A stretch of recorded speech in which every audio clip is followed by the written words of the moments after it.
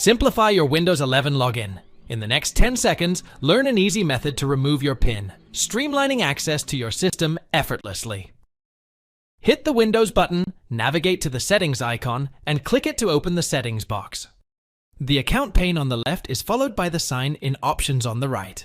Next, you go directly to the PIN category, which is where things get really annoying.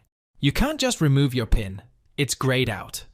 The reason for this is that you're signed in with a Microsoft account rather than a local account. To fix this, go back to Accounts, select your information from the right pane, and on the next slide, under Account Settings, you have an option highlighted in blue that says, Instead sign in using a local account, then click it. You'll be prompted to confirm that you want to.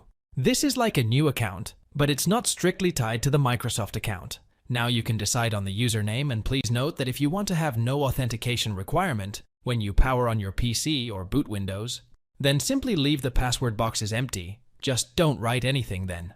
To switch to a local account, you will be required to verify your current identity. To make that switch in here, simply input your current Microsoft account password and press OK. After that, you will have to edit your local account info. Just click Next to sign out of your Microsoft account and sign in again. That's everything for now. Go back into the new local account. Returning to the account sign-in choices will show you that you need to create a new password in order to even be able to set up a PIN.